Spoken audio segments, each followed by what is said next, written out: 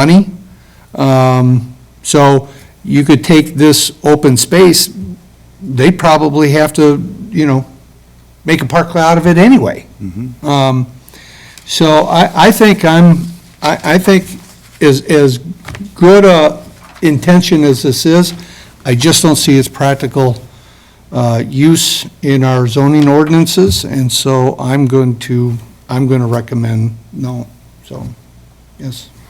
First, I just want to say how much I appreciate, Mr. Mayor, you attending, Councilmember Nichols. So I see you at every meeting, and I can't tell you how much I appreciate that. I just want to tell you a quick story. A few months ago, my daughter came to me. She's learning to drive. She's driving age, and she said, "Listen, Dad, please, let me drive your car. Let me drive your car." No. Pretty please, listen. If you let me drive your car, I promise I will fill it with gas every single Friday. I promise I will fill it with gas. Problem is, I drive a Tesla. Don't fall for my daughter's trick. Okay, our residents, through you, their elected officials, they deserve a say in what happens in this city now and in the future. Don't give up that authority. Don't give it up. Thank you.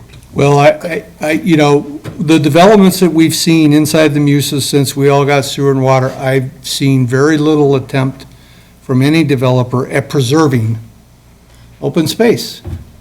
I mean, again, you can look at some developer and they'll say, we're saving 48% of the trees or this or that. I would argue that you're saving 40% of what you can't cut down and makes no sense Right.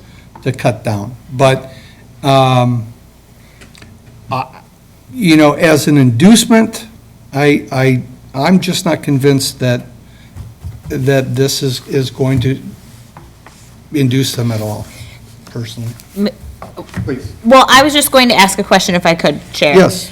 If someone could help me understand perhaps because you guys are alluding to the fact that a PUD would do similarly, or you feel would do with greater discretion from the city, would do similarly what this document is saying. Where do you see that happening? Well, for instance, How do you see that happening? the square down there at Hackamore and 101, right? Right there in the crux of Ravinia. Now, as it has been mentioned by staff, PUDs are designed to, and whatnot, to allow development in areas that have a lot of natural resources. So, in that particular development, that PUD, they're asking for, smaller lot sizes and this and that, so that they can meet the density demands as required, and yet save the wetlands and some of the tree lines and things like that. So that PUD is already going to accomplish, maybe not in a large scale like this where you can preserve a whole field, or two non-contiguous parcels. But the PUD is already designed to, as at least a negotiating chip to bring to the table, that they preserve those types of areas anyway. And at least as long as we're negotiating, why give them the advantage of being able to say, well, we're gonna have this open space, right? We're gonna go to preserve this, but then they don't have to negotiate on anything else. Or they don't have to prove to the city that to get the PUD, there's any other additional benefit, where we have taken advantage of, some increased siding materials and streets and ornamental stuff, signs, things like that. Is that, maybe you can better explain it, but. No, Mr. Chair, I think that's exactly, I think that is a fair statement. Going back to recent PUDs that we've seen, they've offered sites for potential water towers. That is a huge benefit to the city, and that wouldn't necessarily be part of a discussion for this. But I think we're not getting rid of the PUD with this either. So this would just be another tool in the toolbox. But you would agree that we are removing discretion from city council if this is approved, correct? If developers choose to move forward with this subdivision type, there is less discretion from city council. There is no discretion, not less discretion, there is no discretion, correct? It needs to meet the standards in the, as it's written in the subdivision code. Right, Yes. but that means no discretion. Correct. Which means our city council has no authority, they couldn't stop it if they wanted to, correct?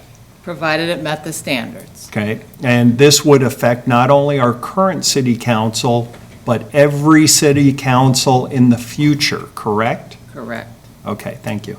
Which conversely could mean that this has to be a value moving forward to preserve open space versus just removing the flexibility with developers. If the next council comes in and has no value for land or open space, it would maintain that it becomes a city-adopted value. Is that? Code can always be changed in the future. Sure. As well. So you're not really tying your hands permanently by enacting any. You just have to go back through the You'd process. have to request. Okay. If I may ask, it sounds like there's been an enormous amount of work by the city council, the roundtables, there must have been a Oh, yeah. reason. Yeah, And I there's think been a I'm lot of hit- work that goes into And it. it sounds, so this was a little overwhelming when I first read it, it makes way more sense now, but what's the, I mean, you guys, what was the goal? I mean, there's obviously a goal. I appreciate you asking the question. Thank you. Yes. Thank you, Commissioner. So this is actually a fairly popular initiative that several of us who ran in 2020 campaigned upon. And the overwhelming theme as we talked to residents across the city was we don't want to lose the rural feel and the agricultural feel that Corcoran has. We don't want to see it dribble away and become just like the higher density suburbs around us. So how do we permanently protect some of those areas? That was the challenge for us as a city. And one answer to that is through the implementation of something called a Conservation Subdivision. Now, in most other places that do this, it's not done in a sewered area. Most of these are done in rural areas that are serviced by sewer and water. And the way these work is similar to what we have with our OS&P plats. And I'm not sure if you covered that a lot in your training earlier today. But typically how they function is you allow a higher density, a higher number of homes in exchange for a certain portion of that parcel being preserved.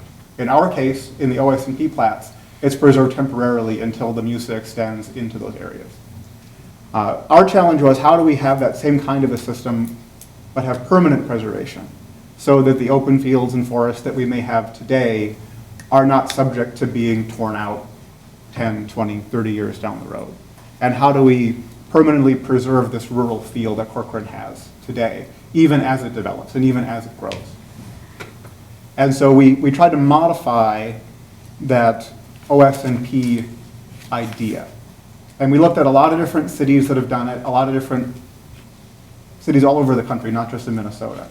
And we copied a few of their ideas, and we tried to scale it into a sewered system. And so the function that we're trying to ensure is that we're still going to allow developers to build the same number of homes on a parcel. We're still hitting the same overall net density target. But we're giving the same kind of flexibility that we've given historically to people who are doing PUDs. So if you look at the example lots in the graphics, you'll see lot sizes that are typically seen in the Bellwether and Ravinia neighborhoods. So we're not giving any greater flexibility than what PUDs have given, but in exchange, we're getting a benefit that we are not currently getting. There isn't a development in Corcoran where you'll see 25% preservation of an upland area. You might see a trail segment preserved. You might see wetlands with a nice trail system around them potentially, but it's not a bulk preservation. So this was intended to create an avenue to allow that. There's not really a way to do that within the PUD unless the developer has that as part of their plan coming in. And many of the larger developers that are developing in Corcoran currently don't come in with those kinds of proposals. A smaller developer who's doing a 10, 20, 30 acre parcel like some of the developers that we had come in and speak to us in August, Both of those two who came in person were extremely positive on this concept and said they would be very happy to propose something using this kind of a system. They saw it as a great way to add additional value to residents coming into the city and into their developments. And the data from similar developments in other states has shown that properties developed in this way tend to have higher value and appreciate faster than conventional subdivisions. So it really can be a win-win, but there's got to be a lever to make it worth considering. And so that's where the removal of the PUD requirement came into force. Certainly, if we take this step as a city and we're not satisfied with the output, we can always refine the code requirements, or we could strip it out altogether. But really, this was intended to be a mechanism for us to try to deviate from the path that a Plymouth or a Maple Grove has followed, and try to establish something where we can permanently preserve what we think makes us special. May I ask a question? Why can't you do that with a PUD? What's different now? You know, because one reason why I voted for you was because I didn't like the amount of development going on. And I hear that a lot from my neighbors. And with respect, I would feel more comfortable knowing that with every application, if my elected officials had the authority to thumbs up or thumb down, I would feel more comfortable with that, okay? If you want open space, being there, being part of a development, include it before you approve it. You know, I just think it's and I truly applaud the effort that's gone into this. I think it's a mistake for you to give up your authority and just let developers do, as long as they check the check boxes, let them do pretty much whatever they want.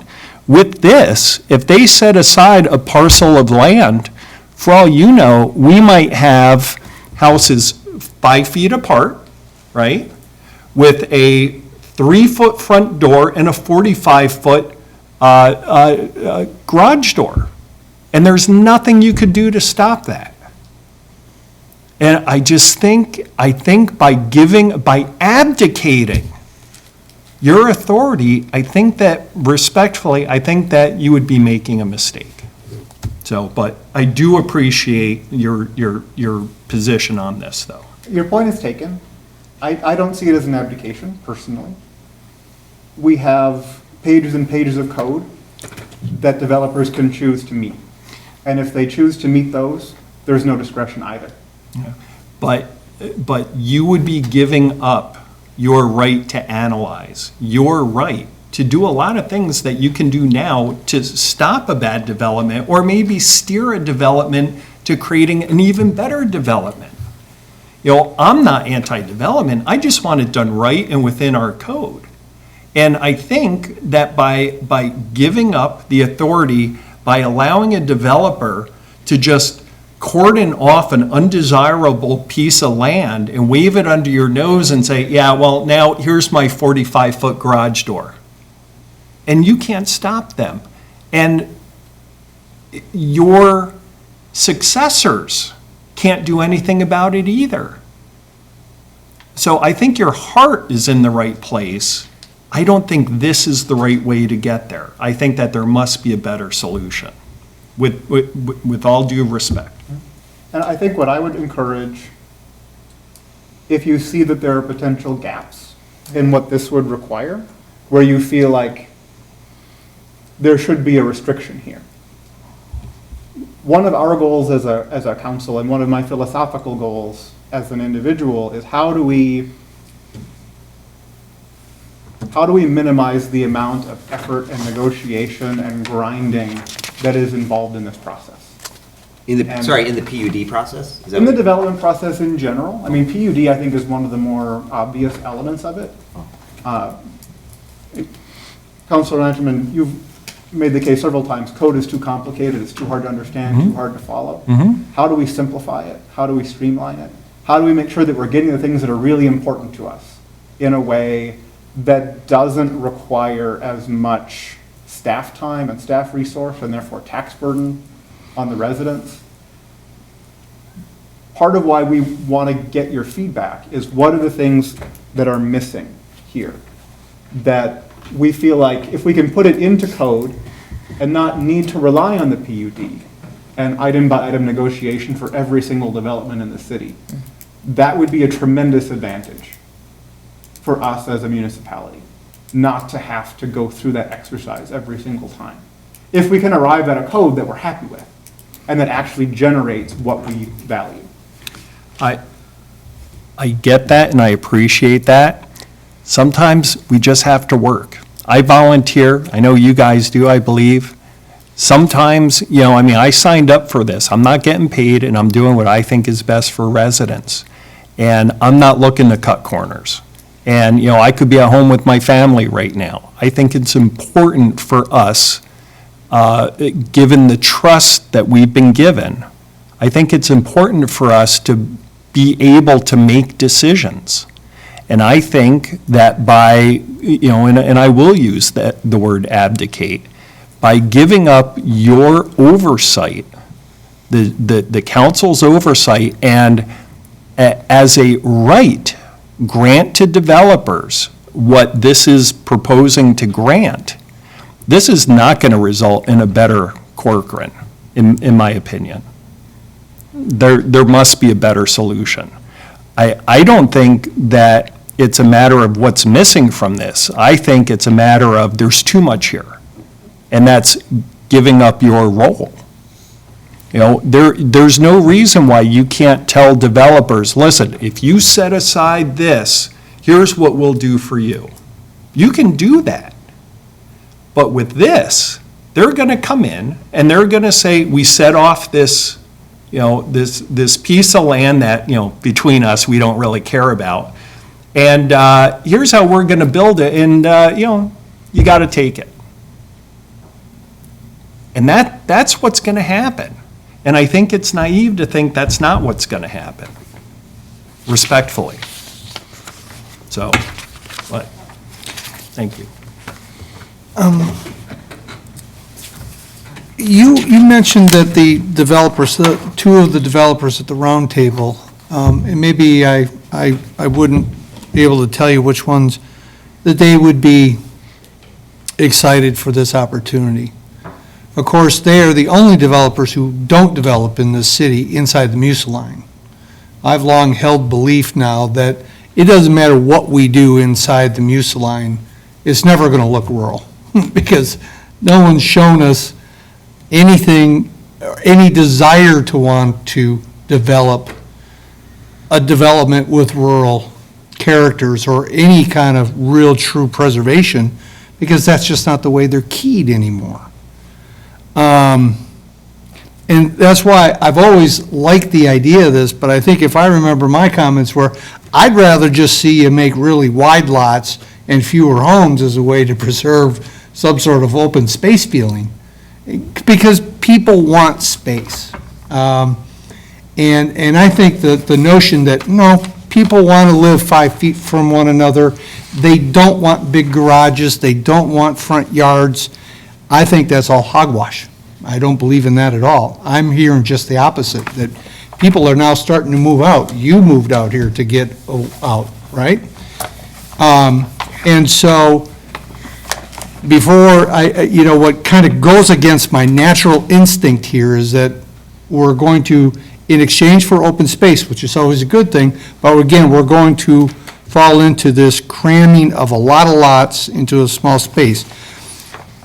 With that being said, do you think, Councilor Nichols, that this, if approved, if you guys pass this, do you really think that any of our developers, and let's just say the big folks who are eating up chunks of land at unbelievable rates, that's the way they develop things, you think any of them are going to embrace this and abandon the PUD anyway? I mean, we don't have all that much space inside the Muciline. And I would bet, let's just hypothetically say 60% of all that space will be developed by one of three builders. Do you think that this even has any chance to gain friction? I think there would be at least a couple, and depending on how those go, there might be more. Okay. It doesn't require that much of a shift for them, once they take the time to understand it Mm-hmm. and the benefit that they get. Because it's the same homes that they have in their portfolios already. It's just where you array them on the development, and they have to design the development regardless. Well, one reason why I would, maybe in exchange for the negotiation edge in a PUD for better housing materials and things like that, which makes no sense to me why they would want to on purposely build cheap houses. But, honestly, in the PUDs that we've approved, when they've come back through subsequent subdivisions, listen, the trend is the lots get smaller and the materials get cheaper. It's just the way it is. And that's not driven by market, that's driven by profit. So, given a developer the inducement of land in exchange for a negotiation edge for better materials, I think is almost a wasted argument, because I don't see the PUDs giving us better buildings in the first place. But, I'm not as close to the process of negotiation that our staff is, This whole idea that we learned tonight, that PUDs are negotiation, to me, I don't really know. Are we, I've always said that, I think the tail is wagging the dog here. But maybe I'm wrong, because I don't know how much negotiation our staff does on behalf of the city to negotiate this. So in a PUD, I think, to Commissioner Lanterman's point, if we've got a nice piece of land where, hey, this is really some good upland that we want to preserve, could that be negotiated right off the bat? Because I think there is some credit. If we take the development trivia, Tavera. Oh, the Jeff. Vera, sorry. And you got that hillside with all the trees that goes down to the lowland. A question is, well, would we count that as part of the open space if they were to say, yeah, we're gonna go this route? But it's not something people can use. It's nice looking, but they're not gonna cut it down. You can't run your dog on it and play Frisbee, or you can't put a trail on it because it's too steep. And so this would have to be really, really, really good quality land. May I respond to that really quick, Chair? Sure. So 80,000 acres of trees are cut down every single day. And that's an astounding number. So to say that trees aren't a valuable open space, trees are phenomenal for water quality, for forest life. So I don't think that. Wait, if I may interject, I'm not suggesting that cutting down trees is good. No, I would know just you're not. But well that reduce them. hillside by Tavera is beautiful. If that was preserved through something like this, there's basswood trees there. The number of the ecosystem that would be preserved by allowing that to be 25% that we could guarantee would never be developed. I feel like that is a win, and I know that there is a concern. I have it too, as I hear, I didn't think about are we giving up something? There's a concern, but I also feel like if we don't try to do anything different, where is our opportunity to call out a different result from developers? What we're doing, like you said, all the developments going in place are looking the same as all the surrounding communities. So if we continue in that direction, it stands reasonable to say that they're all going to look like that. But if we attempt to do something different, that we maybe stand a chance to have a different result. Okay, first of all, they're never going to cut those trees down. It's an expense they don't want to partake in. They can't do anything with the land in the first place, on the hillside. So in this kind of a scenario, if the developer came to us and said, we're going to keep this as 25%, but I want to keep a negotiating position, I'd say, well, I want you to keep the trees on top of the hill too. Well, they cut down, what, 60? They did. There's if you look at the map when we get to that, there's a huge number of trees that have been cut down for the townhomes and for the single-family homes. So one of the benefits- My point still stands. I'm just saying, if you can negotiate which portions of the land you're going to claim as the 25% open space, Right. I would take those versus the hillside. So could we add that? Would that be something where we could take a look at this ordinance as written and say like that the city gets to have a say in what that 25% is? They don't get a say. So But I'm that is saying, could we actually- change that? That's in there now. So if there's identified ecologically significant areas, those have to be part of the preservation. Of the 25%? That's in there now. If there's things that you can see to enhance that and make that language better, please suggest it. May I ask, why, so we were talking about the PUDs and we didn't do these things, why didn't we just say, during all these other PUDs, we require 20% or 25% open space? Because it's not required. Yeah, but we could have required it. We could in a have asked PUD, is for what it. I'm saying. We could have asked for it. It We could just have have been never, negotiated, but it never occurred to do that? I don't know. I wasn't part of the negotiations. Oh, okay. I don't, I don't really know. I think that's what you're the- saying. I don't know what Right. the city's negotiation position was in each one of those negotiations to determine what part gets cut down and what part doesn't. I don't know. And some of what Councilman Nichols said earlier is this streamlines the process of having to have that back and forth. But your concern is that in order to do that, you're giving up more than you're getting in return. No input, okay? What I'm saying is a builder could come in and say, look, I am dedicating this 25%, it's land I didn't even want to deal with, and I'm gonna build whatever kind of house I want. And That meets council the other standards. that meets the other standards, but city council has no discretion. And I would rather have someone looking over this, looking out for what's right and what our residents want, than, just offering builders by right something like this just because I don't want to take the time to review a PUD. Could someone speak to why it hasn't been a part of the PUD's process thus far? In terms of why the city hasn't said, hey, we want this, or, why the city would say, we want this amount of land preserved, and that hasn't happened. That has not been a priority for the council. There have been other PUD benefits for the councils that have been in place that they said this was a value to us to make this PUD happen. Councils change, councils have Yeah. different priorities, and we can't get everything with everything, right? So each PUD, the council evaluated what was important to them. When staff gets an application in, the city administrator is talking with the council weekly at least, I think, with the mayor probably more often. And so the city administrator's job is to kind of have a pulse on the council's priorities.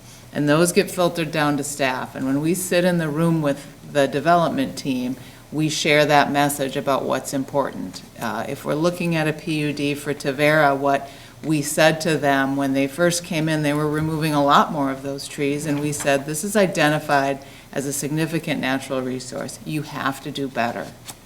And so for a city that doesn't have a tree preservation ordinance, frankly, staff is pretty proud about preserving 40% of the trees on that site and a larger number of the significant trees. So that is a negotiation that we heard that was important to the council, that we did that.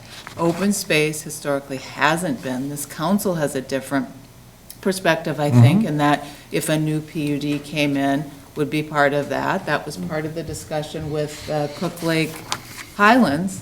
I think that was one of the factors with the park dedication component that came in. So as the council changes and their priorities change, that gets filtered through staff and shared with developers, and then comes to the planning commission and the council for the ultimate recommendation and decision. So I don't think it's fair to say open space hasn't been important, but it's been a balancing act between, in that negotiation of this PUD zoning district.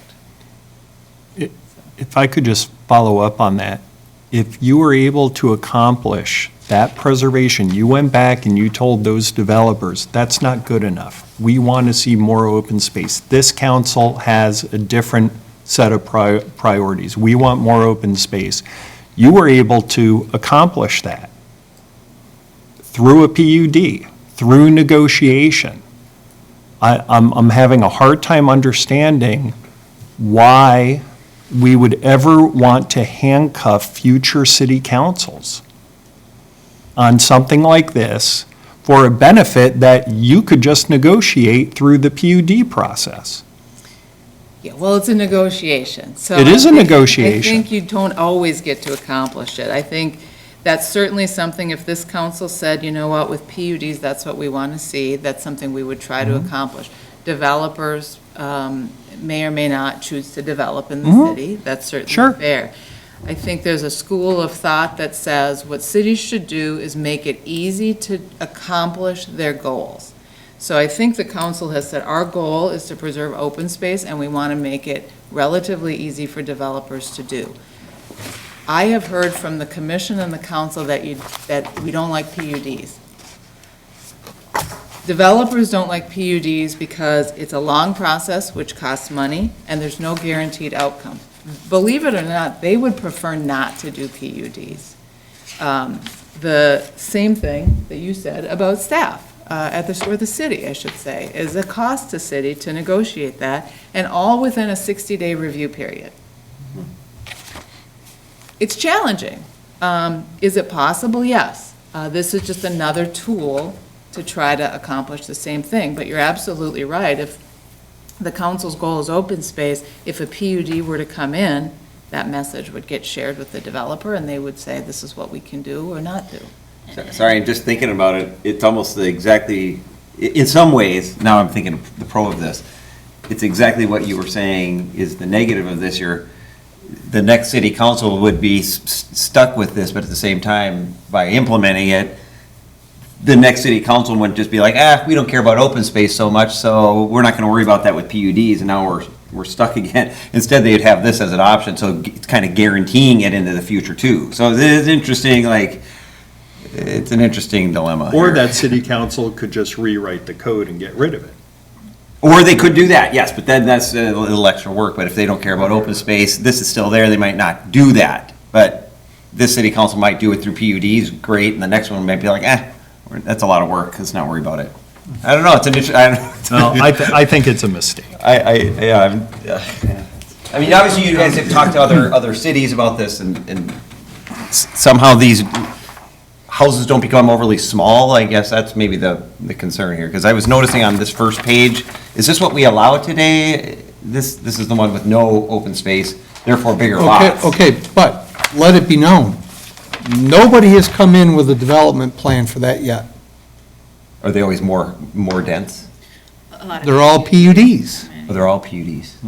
I think. Nobody's come in and said, you know what, this is your zoning, we got 40 acres, we'll develop it just the way you've dictated in your zoning. Really? Really. Really? Yep.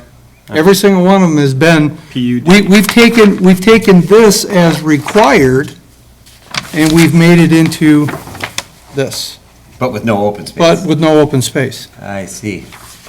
So they want to have small lots. So this is what's happening every time we approve something so far. If you do what you've always done, you get what you always got. Yeah. But, so I'm trying to just think of ways that I might be able to support this. I mean, might as well give it a shot, because invariably, without the option, we are going to get exactly what we're going to continue receiving. I want to just ask this question, though. in this, there are no, there's a minimum of 20 acres. But what about maximums? There is no maximum. Should there be?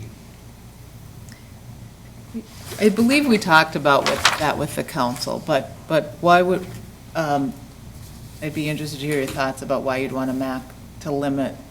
Well, for instance, if we go into here and just say we got the 50% open space, 25. right? Well, if this is put into our ordinances, is there a scenario here that this is limited to, or is it all these scenarios?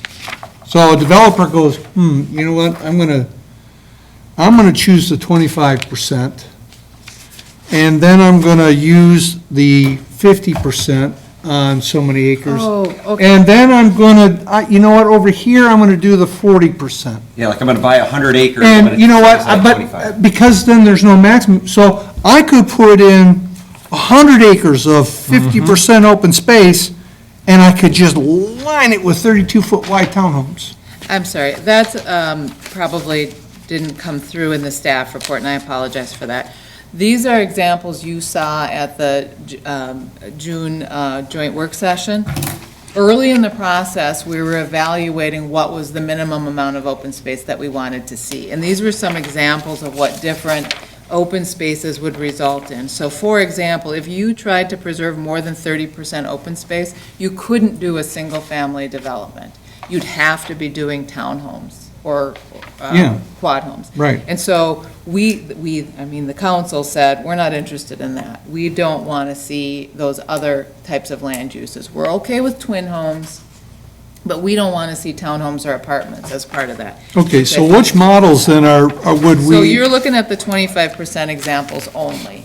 And what that 25% results only. in is lots like Bass Lake Crossing South, Bellwether, Bass Lake Crossing, maybe some of the smaller lots in Ravinia, the Discovery units perhaps, could be factored in there. And again, it doesn't preclude developers from doing a mix of, lot sizes. There might still be some larger ones, but on average, you're talking about those kinds of lots like you've seen in Bass Lake Crossing South and those Bellwether type lots. okay, hypothetically speaking then, if there's a 40-acre parcel that does not have a lot of challenging natural areas, it's basically a farm field. And that field was zoned to look like this.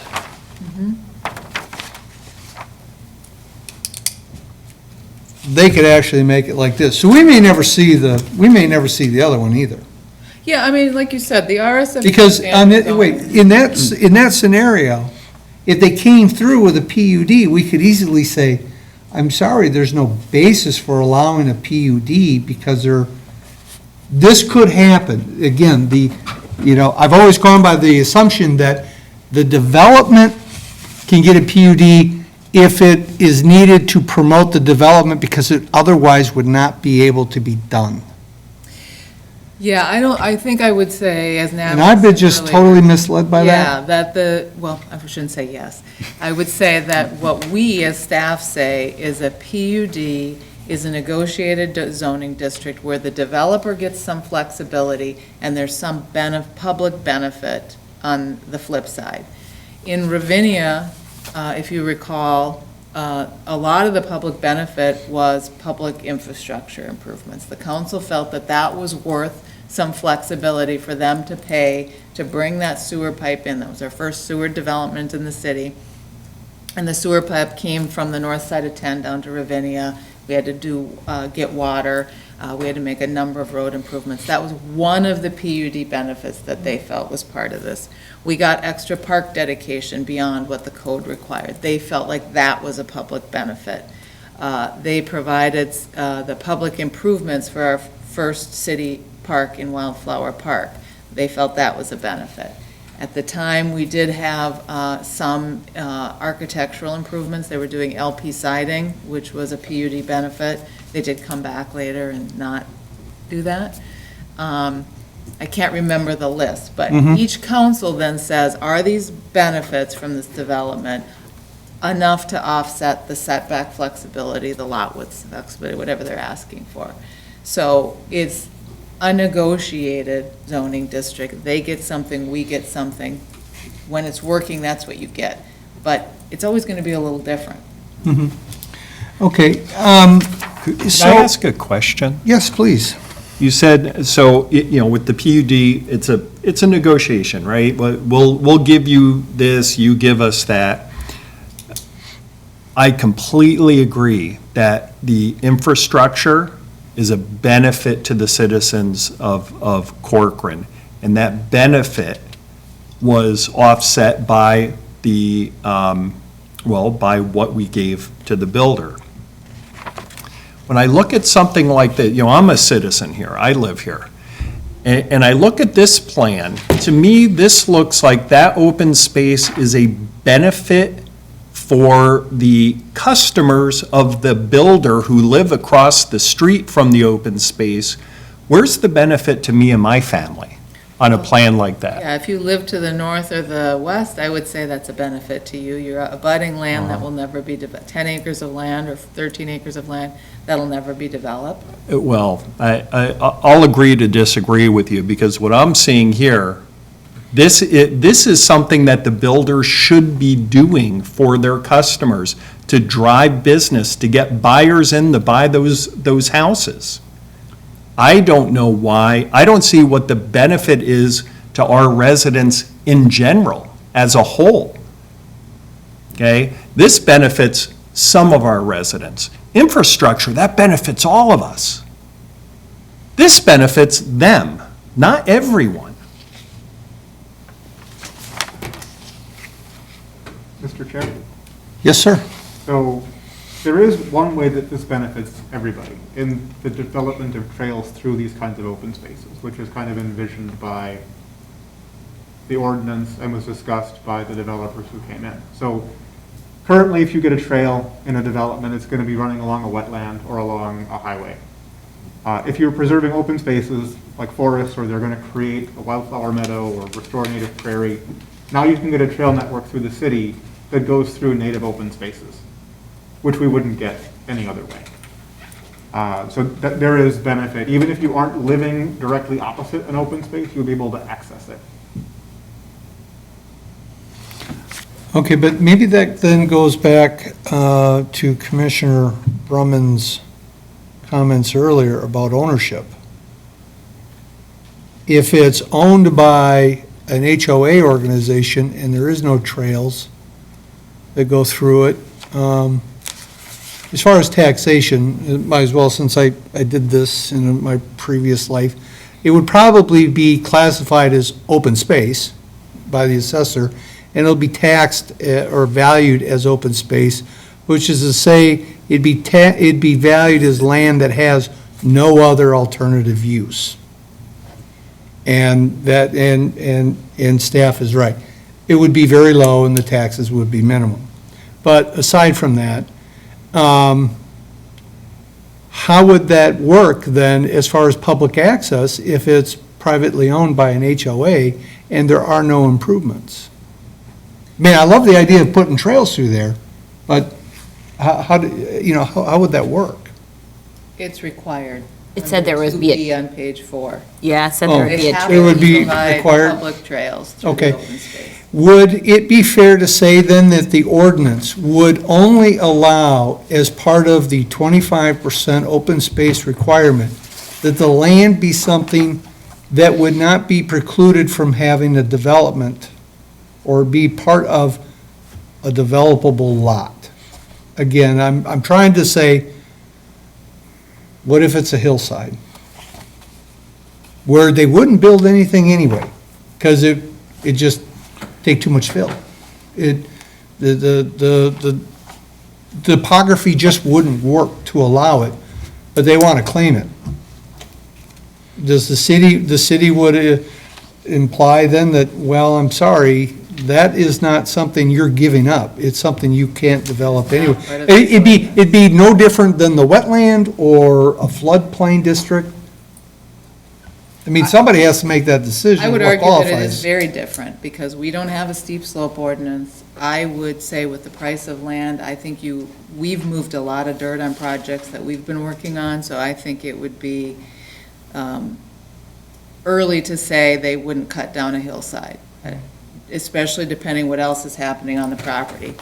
Corcoran, we don't have a lot of grade change in general, so I think you might be able to grade that out and make it up somewhere else on site. But you're right, we do not have that. Our selection is, if it's a natural resource inventory that's identified in the comprehensive plan, you have to preserve that. Otherwise, we will just take the open space. And if it's a steep slope that you think maybe couldn't be developed, I think the council has felt that open space has value by virtue of being open space, but that it needs to be upland, walkable, not wet. Okay. And you can disagree, but I think that's sort of. I just wanted to know how this taken. read. Yeah, that's the Okay, approach. so we don't get to go out there and selectively choose which 20 acres, or Although, whatever the 25% is, we don't get to choose that and say, yeah, no, you're going to leave that part. Yeah, other than Anything that's So- not part of, on this map, we've chosen a lot of our city to say this is a natural resource. okay. Can I ask a question? Have we ever, as part of a PUD, have we ever negotiated public trails in any PUD before? Yes, Okay, so that's a benefit that could be accomplished just using a PUD? Yes? Okay, thank you.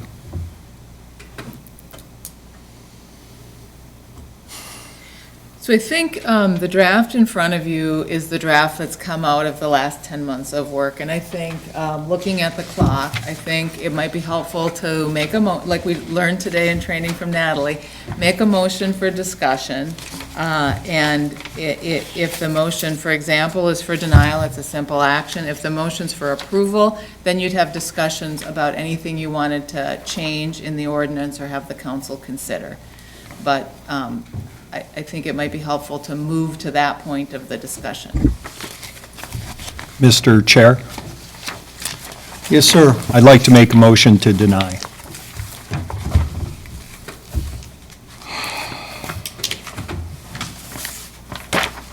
Do we have a second to deny it?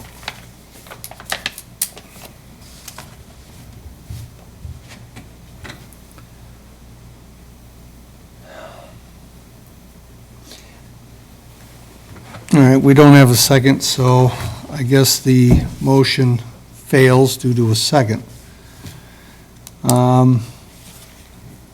I'll make a motion. Don't like doing this at all.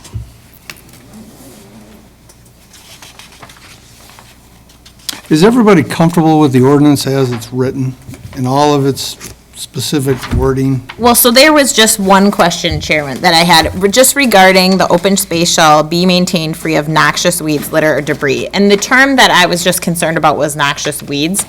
And for twofolds. One, a lot of things that are considered noxious weeds are actually beneficial to the natural state of the land. So I guess I was just concerned on where we're getting, I know even like the Minnesota Department of, I don't even know what department it is, but some of the things that they consider noxious weeds are actually beneficial plants. So I'm just wondering, what is our standard? Like, are we looking at what the state calls noxious weeds? And then also, if we're saying it must be free of noxious weeds, are we indicating at all how it's kept free of noxious weeds? Because there's a concern too, just about, are we allowing, chemical spray or treatment of those large open areas? So that's my, if I was going to get nitty-gritty, that's the only thing I would request additional wording on or information. Mr. Chair, Yes. city code defines noxious weeds on page 134, Okay.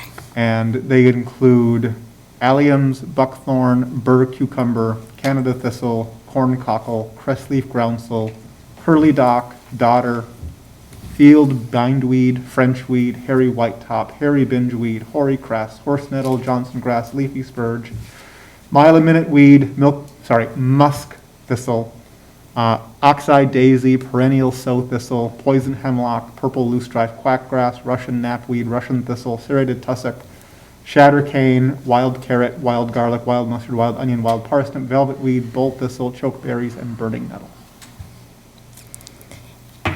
Okay, thank you. Are we, and I guess, would we have, to the point earlier about the sewer and water, do we have someone with an environmental sort of specialty that speaks into, do you know what I mean? Some of these things, as if we decide that that's something that we want to pursue, or is it just kind of what's taken on the map itself? Like, this is considered an environmental asset, this is considered an environmental asset, and then how do we determine that? So for the purposes of this Yeah. code, the land that must be preserved is identified on the natural resource inventory map, which is built from a field survey that Bonestro did in 2001, layered on with some DNR data. Okay. And that's where those came from and got adopted in the comprehensive Okay. plan. So those folks do very much have an environmental background. The noxious weeds is in our nuisance ordinance, and so that's why we're using that term, and that's, I believe, coming from the state. I'd have to double check. It's okay. That's my memory. In terms of the maintenance plan, we do look at that with landscape architects. It's usually developed by the developer's landscape architect for us to review. The city doesn't really have any standards about not spraying. So spraying, I will say, is very much a part of those maintenance plans today. Other cities have adopted regulations that prohibit or limit those and really resort more to cutting and burning, but we still allow spraying. Thank you. But that maintenance plan would be part of one of these developments, and it is something where we do have some discretion. Again, it has to be within the realm of, I don't know the legal term, but reasonableness to adopt that.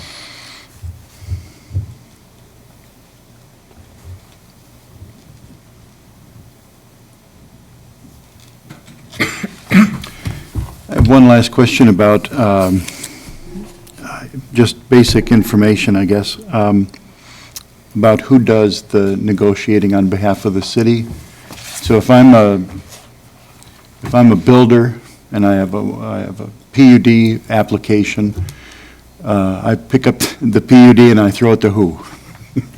You know, is there a committee of the city who's working in the committees in the city's best interest to say, no, your pile of cookies don't add up to my pile? Yeah, it all starts with Natalie as the planner. Applications come in through her. But as I was saying, the city administrator is in close contact with the council. We certainly in a small city are paying attention to what the council's doing, but the city administrator's chatting. We have a weekly DRC meeting, a development review committee with everybody involved, police, fire, engineering, planning, administration. And so everyone's involved, and the staff is getting the messages from the council that we're sharing with developers. So is there one person who signs off, who has the authority to say, okay, I've heard from all the different, is that you, Natalie? That I've heard from fire and all the other departments, and I have the authority to say yes to this deal with this builder? So Commissioner Shulak, Mr. Chair, Commissioner Shulak, I do not have the authority to give any kind of final approval on a PUD. That is City Council.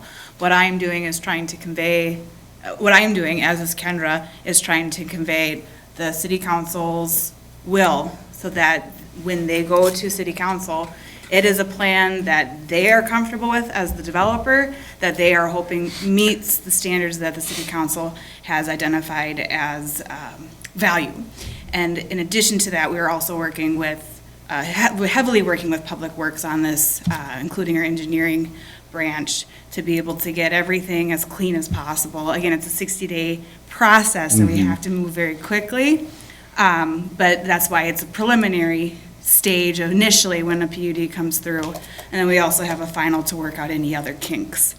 So, but ultimately, I don't have the approval, but my job is to coordinate and share the message, yes. So if I could add to that, there's negotiation on the standard plat too. I mean, plats come in, the Bechtold Farms one is a great example. They came in with a plat that I suppose technically met the zoning standards, but the roads weren't aligning and there wasn't a great place for the trail. And so they certainly met the code and we could have brought it forward, but it didn't really meet some of the things that we wanted to see. So staff negotiated with that and brought that forward.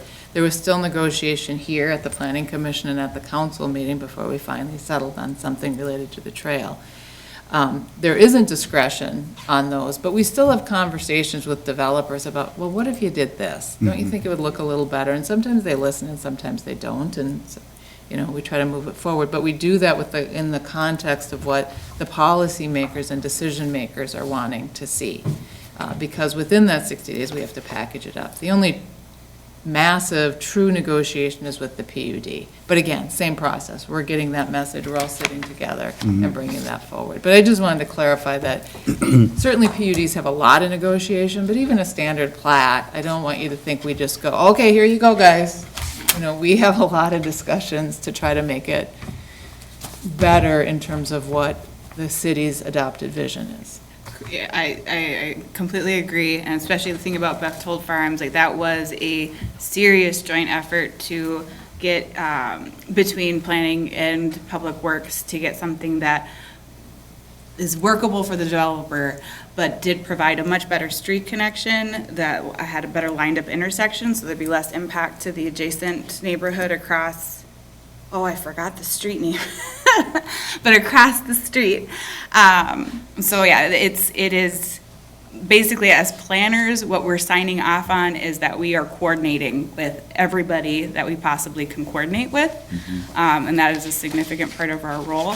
But to answer your initial question, we aren't signing off saying, okay, the box is checked, now the deal has been made, so it has to go to council. It's ultimately, we're getting a plan as best as possible in place that we, that the developer feels confident with, that could be approved, and then that goes to council from there.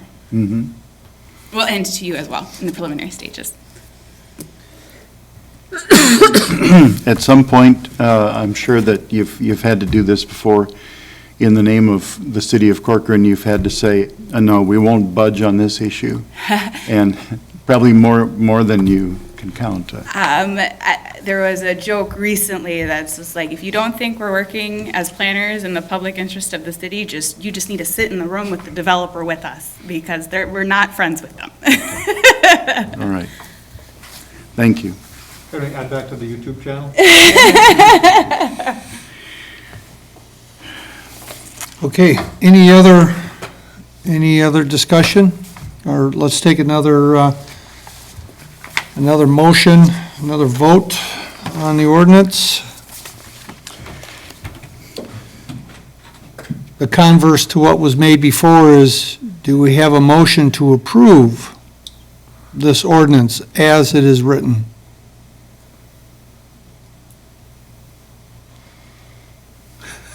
Gosh.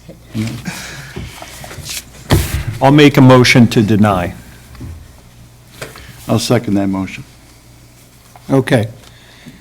All right, now, how does this new process work? So if I could I just want to clarify one thing on the vote. You have a motion and a second to deny, but there are several alternatives. You can move to approve as drafted, but you can also move to approve with changes.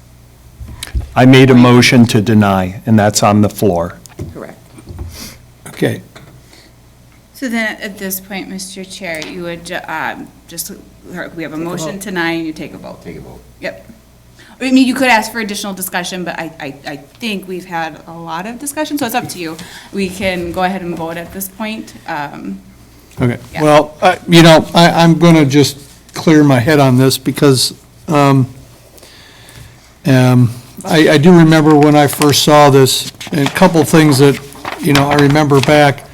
I personally like the 50% one, or the 40% for areas that were high density. Because I thought if any place needed a rural feel, it was those areas.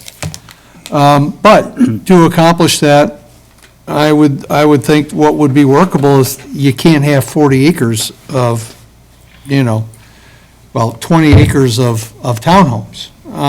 So I would think that, I would have supported, a measure for preserving open space for those properties that are already zoned or not currently zoned higher density.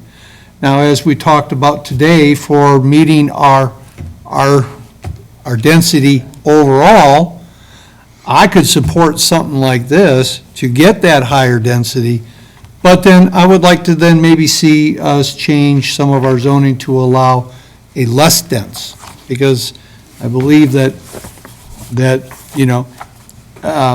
having more space between livable units is preferable than more livable units in a smaller space.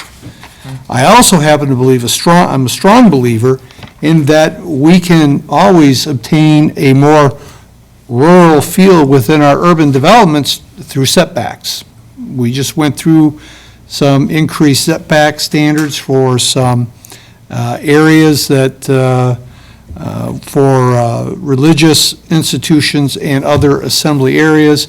We could certainly always maybe improve upon our setbacks and our screening from roads and whatnot, because part of, I think, and maybe to Commissioner Lanterman's position earlier, is, we're not going to be able to go enjoy this open space.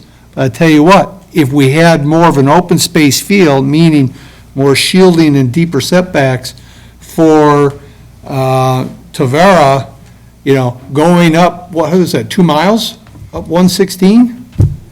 Where you didn't see it, well, I tell you, I'd take that benefit any day of the week, if that was something that was negotiated.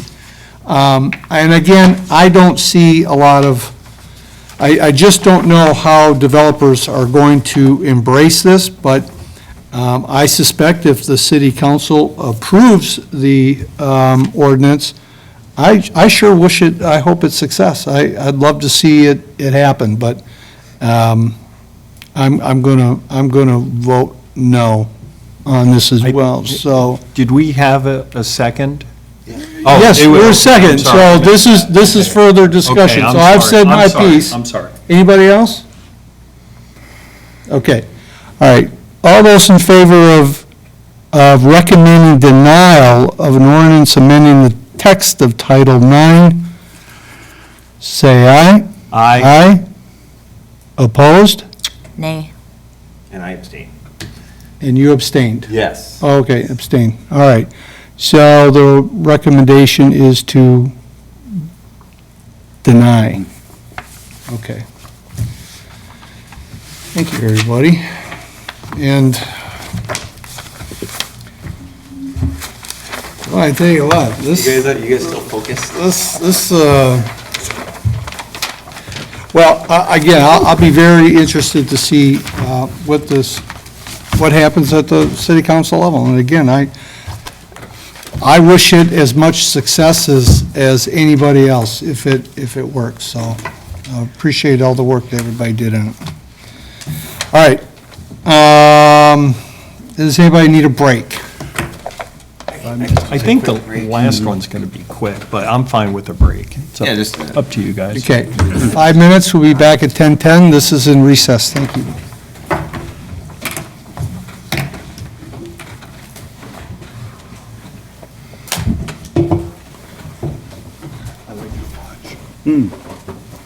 Thank you. I haven't had dinner yet. Me neither. My And I'm not stomach gonna be able hurts. to eat tonight because it's too late now. All right. I really did not anticipate this. No, I was hoping it'd be done by 9:30. Anybody heard from Brad? Are we offline? Yeah, well, we're offline, but this is still recording, but we're not on Zoom. I had ham and potato soup and I have the broth left. Would that at least give you sustenance to make No, it the home? problem is I get acid reflux so bad, so Oh, if I you want to need lie that. down when I get home, I can't eat anything anymore. I was going to leave at 3:30 to go get food, And- but we started having technical difficulties with the Wi-Fi and everything just got so screwed up it didn't happen. So police did give me some snacks. Okay, because I was like, I am like legitimately concerned, but. Has You're not anybody, pregnant, but I'm still hungry. has If anybody- you feel has anybody heard lightheaded, from you Brad? won't drive home, right? I just. No, I'm driving home. I'm going Let's get home. back I will together. get I home. haven't talked to him now since he. No. I don't want to sleep here. But can I give you like, an orange Curious juice how he's before you doing. go at least? Yeah. Or will that even give you? I have Together with him water, so later it this should be month okay. or next month. But your blood sugar's not gonna tank. And then go have lunch I and see what's think so. shaking. I haven't really You think had you'll blood- be okay? I have blood pressure problems more Okay. than anything, but I've had enough caffeine today. Okay. Who was it? I got off the call. But that also is like working against you then, to have not had caffeine today. Not David. Or you can stay awake. Oh, no, I've had caffeine and then Oh. I've had a migraine for 2 Somebody weeks. just I'm asked actually me. on special, that's why I keep taking pills every couple hours. Cause it's, and Somebody that's asked why I'm me, also like, rubbing my it's not head, on it's their not you website guys, yet. it's just I'm it's like, so well, it could've loud. been them. It and must have everything been- is- And the lights. And the lights and It is I, like the There worst was like a possible weird night. connection of right, no, it has not been a three good firms night. that we recommend- Let it be the last one, right? Let it be the last one. Yes, The it'll person get Brad through it. placed as a recommendation, and then the firm that Shoreview used was a different, like, it all dated chained together, but none of them were actually the same firm connected. It's pretty funny. Well, they all, I think, would do it. You know, when you but, can't Yeah. reach down into your gut Seemed and like we feel had so two that committed to something. It was I know, it's tough, but I also feel like Pretty- I feel like if we just do nothing, we are gonna keep getting what we have always got. And so I was willing to Different just sector a little try. and Well, private sector stuff. Because you could have turned around and changed it if, but that's the strongest argument for Yeah. wanting to Get an improve update the on that ordinance. next week. But Yeah, I've had a few I- people call me and but say, what's the story? I think the other side of that is that there's just, I don't see Get a better, developers using it. Better number of applicants than I don't see the city getting good land out of it. just brutal. And Natalie's job. But we're not getting much out of the PUD anyway. Your job, you've only got Right. one. And, so are we gonna get worse Oh, than but we're he's so already getting? Well, but, He has you a know, master's again- degree. He's interned with other cities. Like I am what matters excited to me is to when I drive up and down through the Right. city. Well, You yes. only need one really good candidate. Right. Well, and I was like, Even the areas I was of thinking it Maple could be Grove like a that have stay-at-home white mom who needs a They're part-time job. So I permitted, wasn't so it's the expecting back butts someone up, necessarily right with up a planning to background. On And so Yellowstone. I've learned They're a lot. divided. If the They're interview doing Oh, I the can same see thing. that. Well, I Dividing honestly those lots and think building that ginormous it would be someone Which, who would in also theory, this grow wouldn't with us happen, as we continue to because- grow our planning anyway. department. But yes. Whereas, you know, if it. The if older someone who neighborhoods, just kind of Minnetonka, graduated from but high now they're school, I doing don't it know if they similarly would in St. Louis necessarily be Park. interested. They're just And I tearing remember down that and was they're one building thing at Brooklyn really Park big and- that the remember supervisors driving also through said about me is they so liked how I we're not had that talking background. But you're I was saying so wider lots, right? into trying to Which- take things on. I guess, that I mean, other I guess if you're administrative talking like the older assistants not neighborhoods of wanting Maple to Grove, take where it on. used Like, oh, to that's be not my like, job, that's not my you know, role. a little So I bit think that it would be. more than I a think it'd be quarter of very an helpful, acre. especially during But my they brief are, maternity leave. the ones that were at If we can least get 'em upwards on. of an acre are being That'll help. subdivided, but I guess that would fit even in what you're saying with large. Yep. Did you schedule an interview? I called him We would- sounds like we today. need to change Did not get a the chance to call me back. I should have clarified that he could have Say called instead of 3 me to 5, after more like 2 to 4. hours. We but can't, I mean, we can't. I'll follow up with That's, an email. that's where. tomorrow. Exciting, though. No, she said we Yeah. could do that. It's just. In 2028. you know, how do Oh, we're you- ready to how start. do you balance this all? You can change it in 2028. Okay, so pretty soon. Sure, All okay, right, we ready to go? What? The comprehensive Let plan. me unmute. but how much? To will say, they- to say instead of it 3 to 5, I was. All right, we're going to come back into session for the January 6, 2022 meeting. Less density. And we are now going to move on to item 6C, Tavara Third Edition Final Planned Unit Development Plan. Staff report, please. Screen up. Yes, I do have a couple extra slides tonight because we have two planning commissioners who don't have the background. Normally, this is a pretty brief presentation, but we've talked about Tavera tonight. I think everybody knows where it is. It's a 551-unit, single-family, twin-home, townhome project on 274 acres.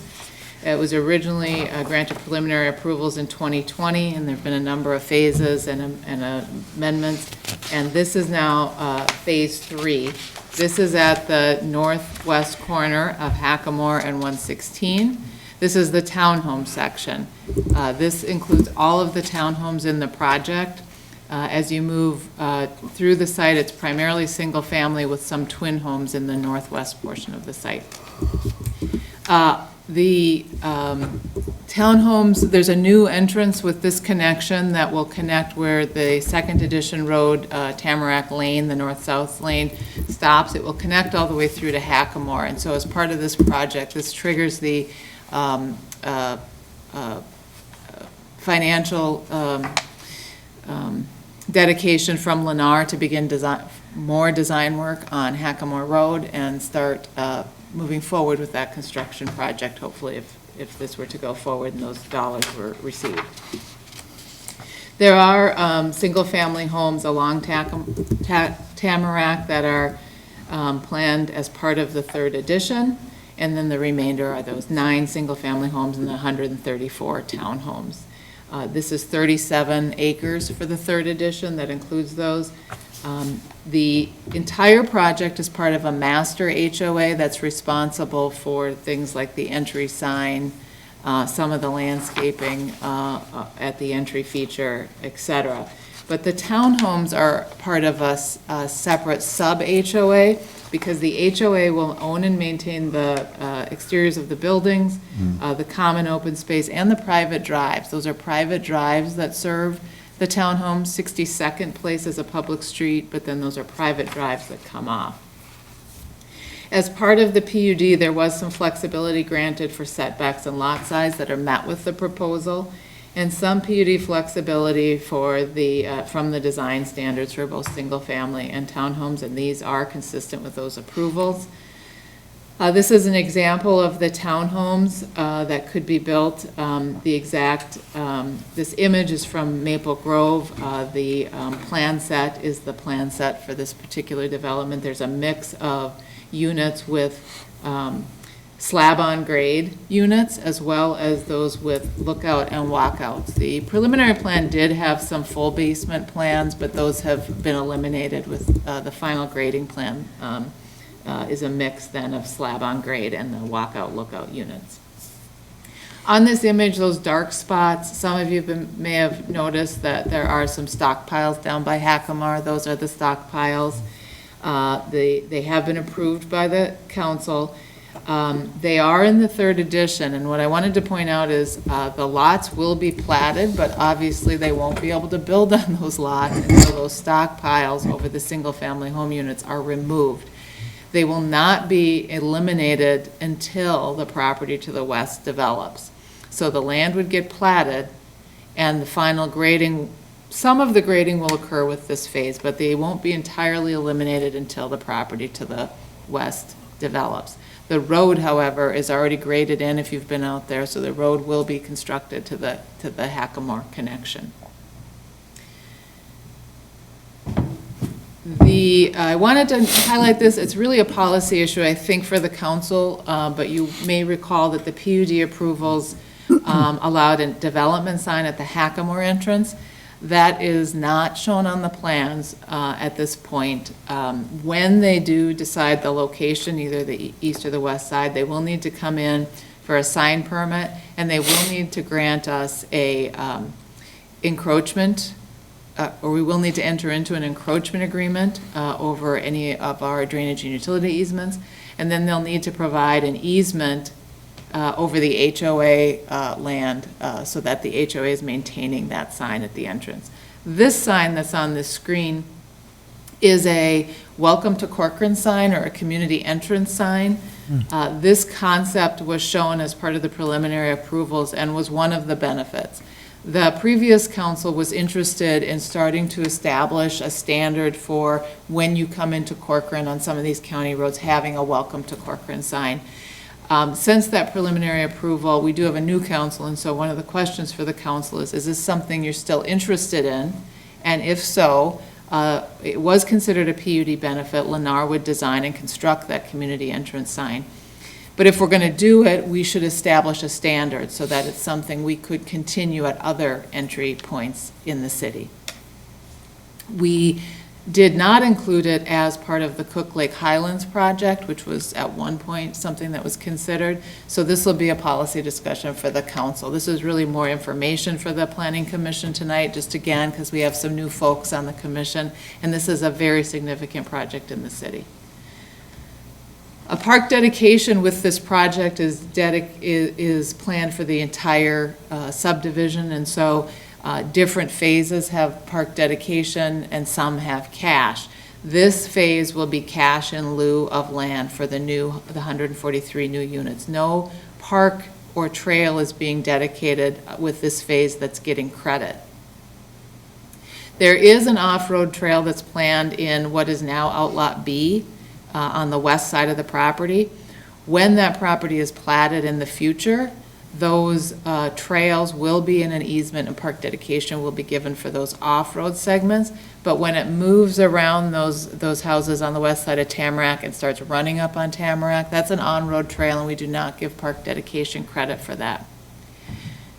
I wanted to note, this was in the staff report, but the 62nd Place has a sidewalk on the south side or east side, depending on how it's kind of at an angle. And that should continue all the way up through the cul-de-sac along that private drive, number 4, and then connect out to the future 116 trail that's planned. That trail is going to be built by Hennepin County at some future date when those improvements are made, but we think it's important that that trail connection be made by this developer at that time. So the X on the screen is where they were showing a trail connection. That requires walking down a really long private driveway. So we felt that it should come off of driveway number 4, so there's less time sort of walking in people's front yards on this public connection, public sidewalk to a public trail. So that's the reason for that change. And then lastly, I mentioned already, the Hackamore Road Improvement Project is planned, and that Hackamore, there's a trail along Hackamore that would be constructed with that street improvement project. This is the approved preliminary plat for the entire site. Again, we're looking at the lower right-hand corner, Phase 3 of the subdivision with this application tonight. This is the final PUD plan. This is the final plat, just for reference. There's a lot of outlots in this final plat, and we've encouraged them to try to consolidate some of them, but the outlots are for the private drives and the common open space. This is the phasing plan. This is Phase 3. The applicant has indicated that the next phase is likely to be north of Horseshoe Trail rather than to the west of this Phase 3. So that's something we'll watch for. We don't have that application yet.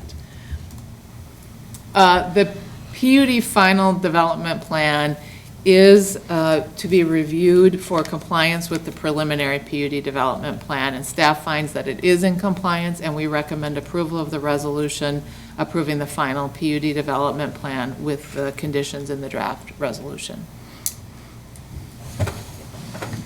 Okay, great, thank you. May I ask a question? Yes, you can. Mr. Chair, thank you. Yes. Isn't it true that we have no choice but to approve this? We don't, we can't vote no on this. We must approve this. Do I understand that correctly? If you find it's consistent, there are things that you could modify, like the trail connection that we're suggesting a change there, but in all terms of the number of units and the type of units, that has been approved and it is consistent, yes. Okay, so you would agree then that the use of a PUD in this instance has removed our discretion? At this phase, yes. Okay, thank you. We got a sign. But future editions, we will see this again, That's it. correct? Well, Or is this the last time we touch? No, Laura? you get a final PUD development plan for each phase, and it's Okay. a way for you to see that it's consistent with the preliminary approvals. It's different, this is unique to Corcoran, most cities don't send this back to planning commissions for that exact reason. The PUD final plan and the final plat have very limited discretion. Okay. All right, does anybody wish to start? I'll volunteer. Commissioner Lanterman. Thank you. So this actually goes back to the previous agenda item. Here, in this instance, the use of a PUD has removed our discretion and requires both this panel and our city council to vote to approve. We have no other choice. That said, it does seem that there's nothing that would prevent this from being approved because it is in substantial compliance with the preliminary plat that was approved. There are some additional conditions, like making sure mailboxes comply with, what the postal system wants, but that's it, that's about it. So I think that we have no option but to approve this. Thank you. Anybody else? Oh, go ahead, by all means. I think every time the city enters into a negotiation with a builder, they should bring us a shrubbery. If you know what that means. When I take a look at, again, the small footprints of the houses in here, one thing that stood out was a major discussion we had a couple of months ago with a resident being told that the resident had to apply for a special variance or something to build a deck or an elevated patio off of their house. And, just knowing even before the discussions tonight, the builders will make the most of the land that's available to them, and it's to their benefit that most of it is home and concrete because there's less maintenance services that they offer, such as mowing. So we ran into this before with the amount of off the space off of the back of the house. And in this instance, I don't know, but would people be able to build a deck or a patio off of their home of substantial size, of medium size? Or will this be another instance where, okay, We were able to, because the townhomes have an established footprint, I can tell you that townhomes will have decks. Those are established and they will fit within the setbacks. Because each individual homeowner selects the home for their lot, I can't say today that yes, it will, but what I can say is we do review those. The developer, Lennar, has been to the council and talked about the new system that they have implemented to ensure that variance that you're referring to doesn't happen again, or to try to avoid that from happening again. So we have a couple of checks and balances. We always tell them on their building permit how much room they have. Whether people review their plans or not is a different issue, because it's, the builder asking for it, not the homeowner, and sometimes it may not get conveyed. But they are large enough. But what I would say, and I said with that variance, is the buyer has a responsibility to look at what they're buying. The developer has a responsibility to tell people what their limitations are, and the city needs to continue to note that as well during the building permit process. So, yes, I think they can build decks. We'll see what happens. because I think we all came away from, maybe it was September, October meeting or something, where we just didn't want any more surprises for homeowners, and we didn't want to put the onus on them to have to do research into our codes and zonings in order to find out whether they could eventually build a deck. Right, I felt good about Lennar's new process, and I think the council felt comfortable with that, and I think Mike has a good system in place with the building permit too, so hopefully we're in good shape. All right, and will that, Commissioner Schulak, it's not unusual for prospective homeowners to come and talk to me to see if they can put a deck with the plan. So that is a conversation I do have with people looking at lots. So. and would that also be a discussion that you could have with other builders, other companies? Oh, I mean, it's not specific to Lennar. I mean, I've definitely have to discuss the Lennar lots if they've come in with a plan and they're asking me what their setbacks are and they have a survey. If they have all the information, I can give them, like, yeah, you'd be able to build this amount of a deck without having a problem. And that's not specific to Lennar. That would be, I mean, Oh, okay. any homeowner can come in and ask me that based on their parcel. But I definitely have seen, since that variance, I have seen more and more people come in and ask me directly. Good. So. Thank you. That's all for me. Okay, thank you. I have a curious question. All these outlots that are listed for these is that a common approach for townhomes, or why is there so many outlots? Yes and no. What I mean by that is it's common to have outlots for private drives. I can't think of, in my 25 years, seeing a project of this size with this many outlots. Lennar is on the line, they certainly could comment, but I've encouraged them offline to try to consolidate some of those. Well, some of it's like every building is and the outlots are all butting up next to each. It's just part of the. That's Alright. not common. Normally, there's a outlot for the private drives, and those can be somewhat separate because it's serving different units. And then there's usually just an overarching common outlot around everything else.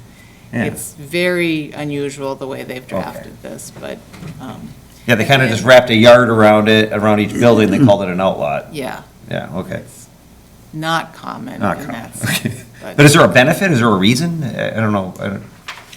From a city perspective, is there some? No. On the Oh. other hand, from a city perspective, they're owned by the HOA. We've got them covered by drainage and utility easements so that if we need to get in there and do any work, we can come in there. And I'm working with the city attorney to just make sure that all of the HOA documents are clear about the responsibility of the HOA for all those, gosh, I don't even know what that is, 50 outlots? What's the double-digit outlots? Yeah. It's a lot.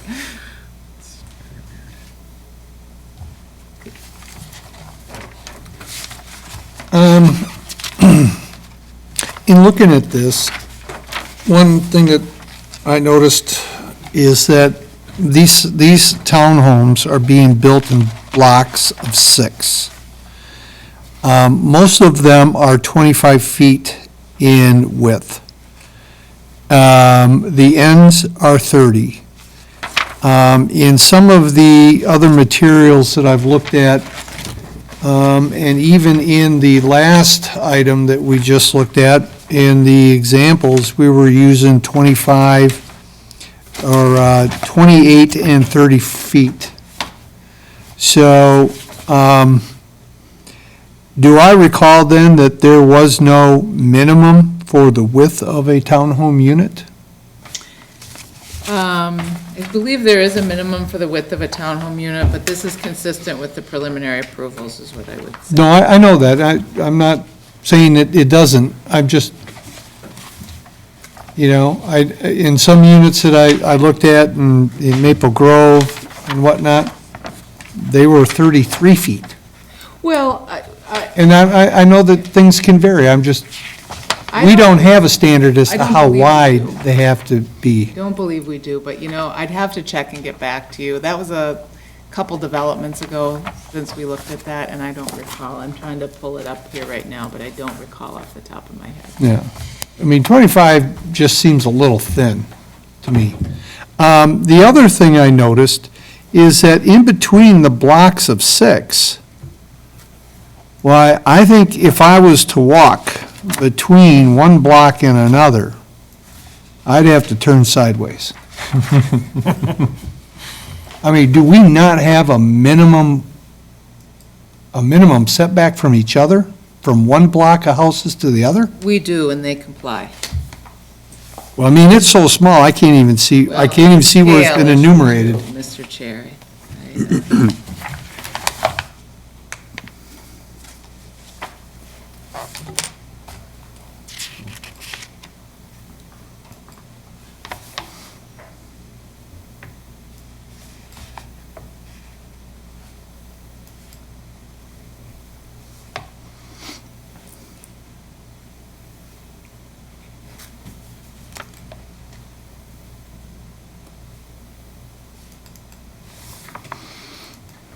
Again, in comparing the original materials, I still kept from before, I didn't see any difference in pretty much anything, but this, of course, is going to be our first townhome development in the city, and I think it'll be quite a wake-up to a lot of the citizenry of our community because of its location and the size and the compactness of this, which makes that, which makes the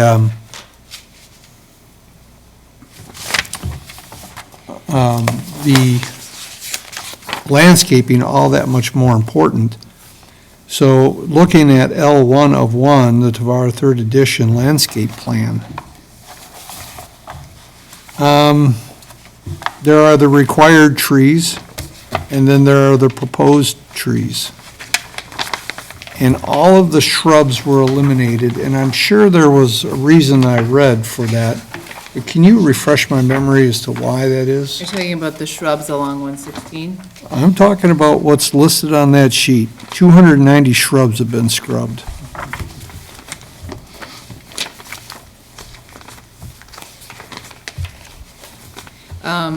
I don't, Paul's on the line, maybe you could ask the developer, I'm not sure what you're talking about, but, exactly, but I don't see where they're scrubbed. I'm not sure. Trying to get to that. Paul, are you able to answer to that at all? Sure. Good evening, Mr. Chair, members of the council. I'm not 100% clear. Can you all see and hear me okay, I assume? Yep. Yeah. Great. I apologize. I'm not quite sure what you're trying to ask, Mr. Chair, but something is scrubbed? Okay. On the sheet that talks about the landscape requirements, Yep, the landscape plan, looking right at it. okay, it says required. 29 overstory, 29 conifer, 58 ornamental, 290 shrubs. Right below it, proposed trees, 47 overstory, 96 conifer, 48 ornamental. I can only assume that there was an agreement or we got more overstory trees in exchange for the 290 shrubs.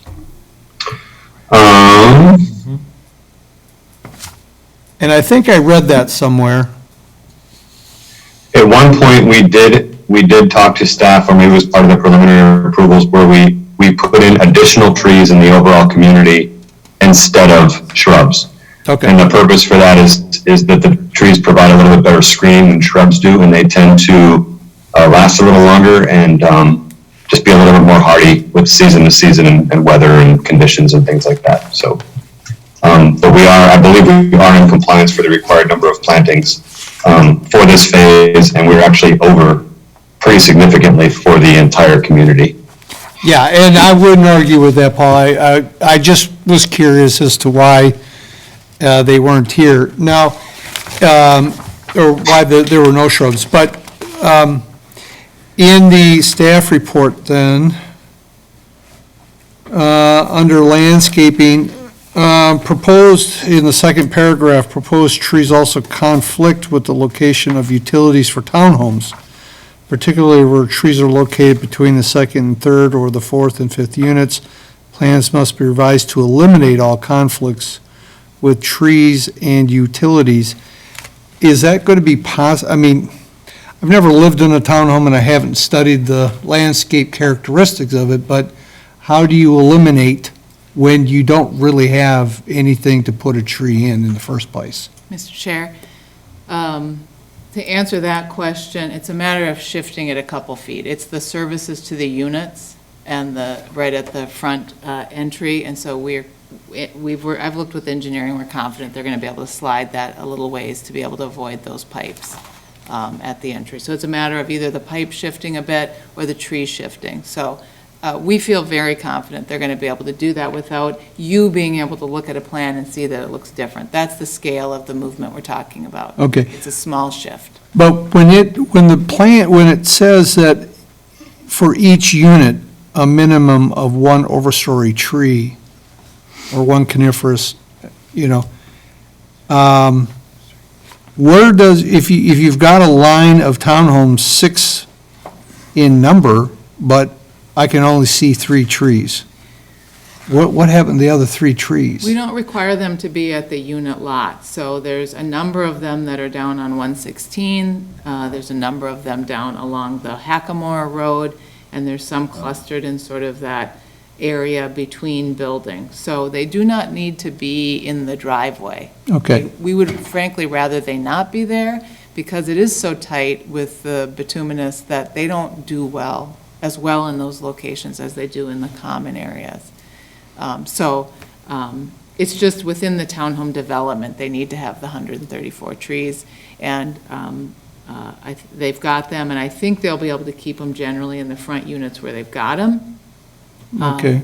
But then, curiously, okay, there's not, with the exception of a few, I don't know if those are bushes or planted trees, there's just not enough space for my eyes to be able to delineate.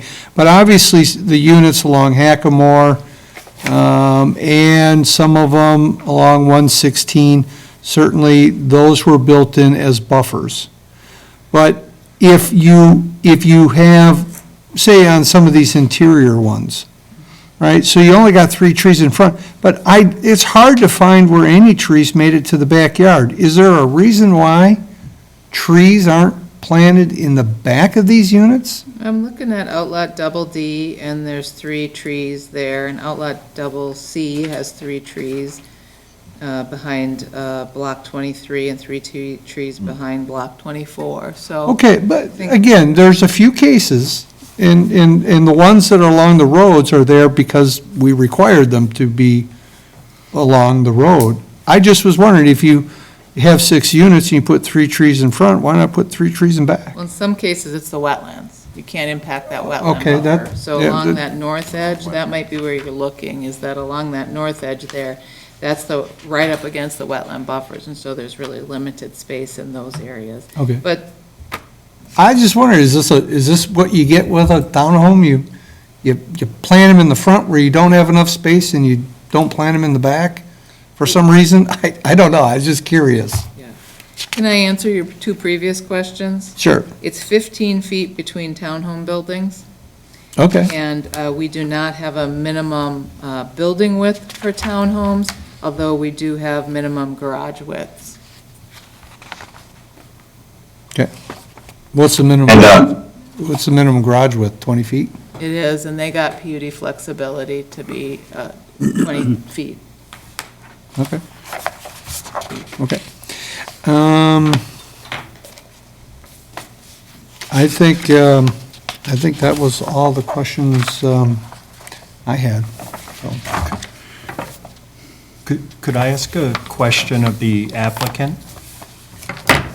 yes, by all means, please. And I'm sorry, hi, sir, was your name, I'm sorry, I don't recall your name.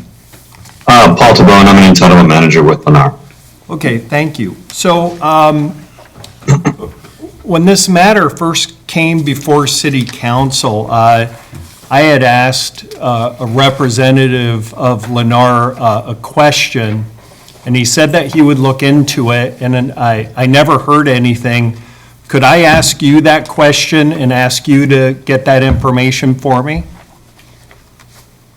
Sure, Mr. Commissioner, what's your question? So in 2014, Lennar and its mortgage arm were sued by the federal government for violations of the False Claims Act.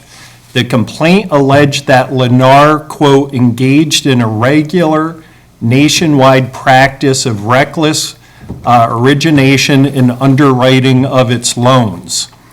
The complaint further alleged that, quote, the extremely poor quality of Lennar's loans was a function of management's nearly singular focus on increasing Lennar's profits.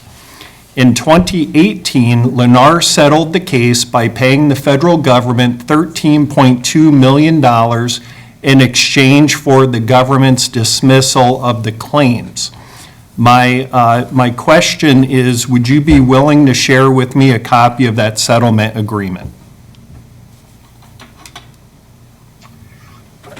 I don't have access to that information. I can ask around and see. I don't know that it's public record. But And I'm kind of not, I'm not, was that in Minnesota or on national level? Well, you're a national builder, right? And this was. Correct. Yeah, and this is a federal, national investigation. I guess, let me just ask you one more, maybe this will be easier. Could I ask you to just get back to me and this commission and let me know if my facts are correct? Can you just come back and either acknowledge or deny what I'm alleging? What I can do is, I'll check internally and see what information might be able to be provided regarding that. Excellent. And then no matter what you hear back, would you give me the courtesy of a response? I can do that. Thank you. Or Paul, feel free to forward it to me and I can forward it with the commission as well, if that'd be easier to coordinate.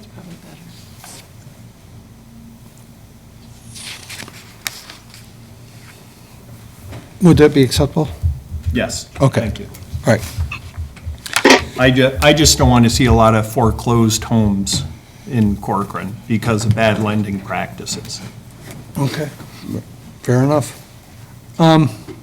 I did have one other question regarding the sign, the gateway sign concept.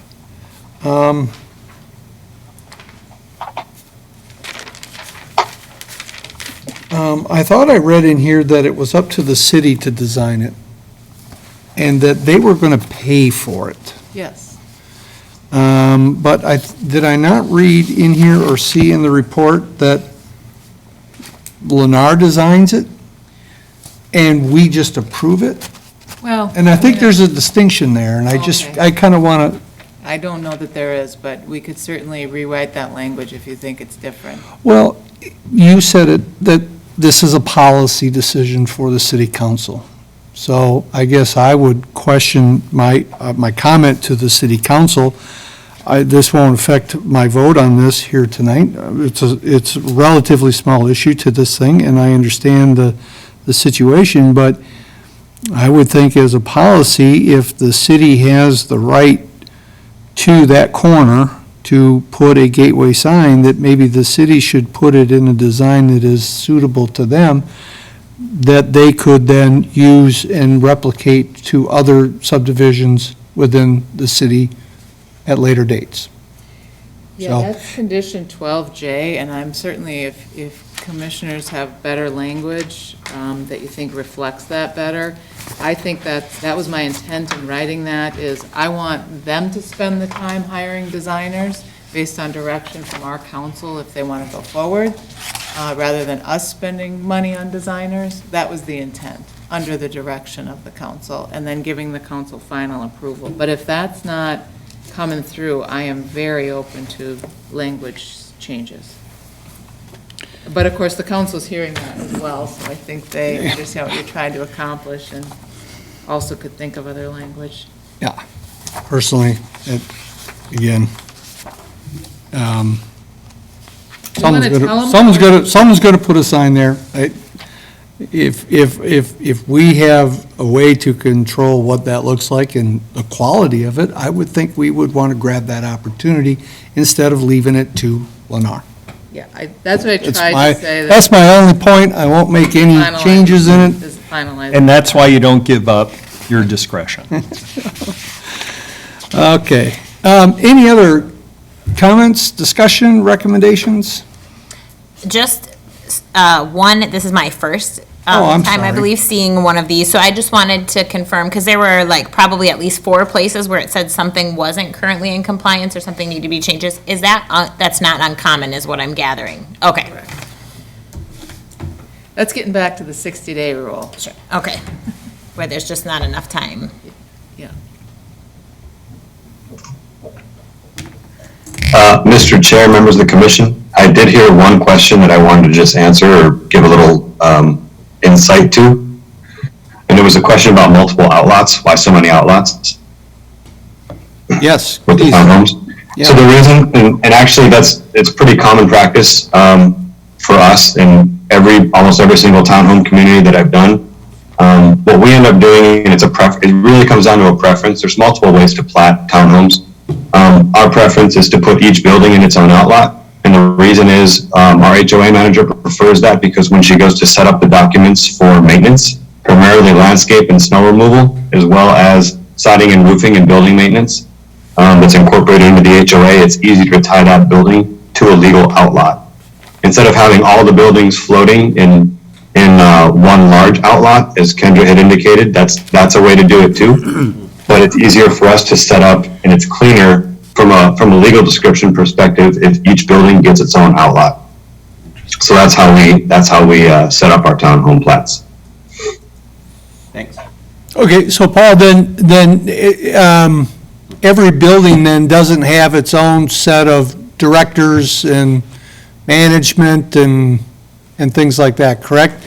All the townhomes in this unit, in this third edition, will all be operated as one, but with the exception of being able to tie specific costs and whatnot to specific buildings. But Correct. it all has one management structure.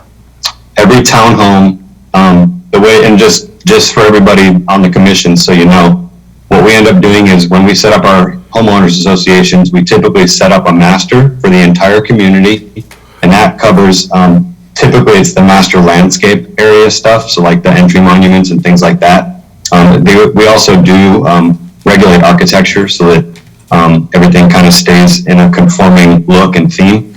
But what we typically do is we set up a master for the whole community, and then we set up sub-associations for each product type. So this is a different product type here. So this townhome area would have its own sub-association under the master HOA for the whole community. I hope that makes sense. Yep. Okay, thank you. So yes, Dean, Mr. Chair, to your point, this townhome community will be its own sub-association, and there will be one association responsible for those buildings and the landscaping and the snow removal and the maintenance to them, to the area. Well, that's great. My mother lives in a complex that has different managers for every building. And as you can imagine, some buildings are well cared for and others are not.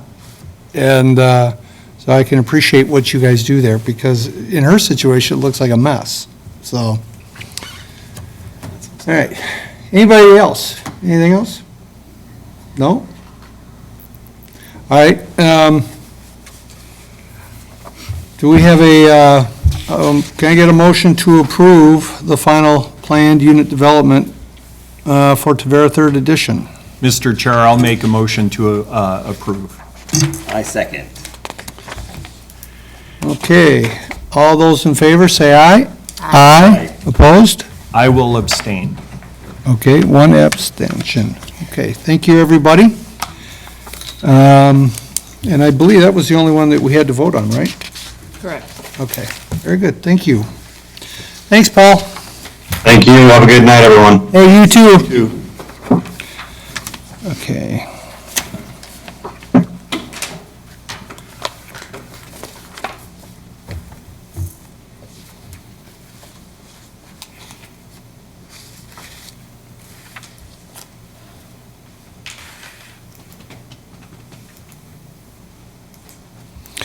Okay, sorry, I don't write so fast anymore. Okay, let's move on. Item 7, Section 7, reports, planning project update. Does anybody have any questions of staff or comments regarding our planning updates?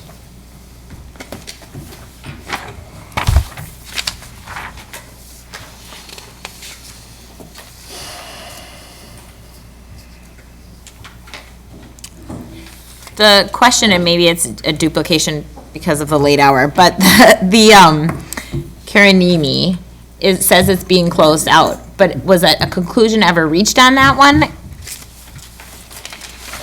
When we say that, they've been approved, they're under Okay. construction, and so when we do a development, we take a letter of credit or a cash Yep. escrow, and so that is not closed out. They did not complete their work this winter, so we're holding the money Okay. until spring. Okay.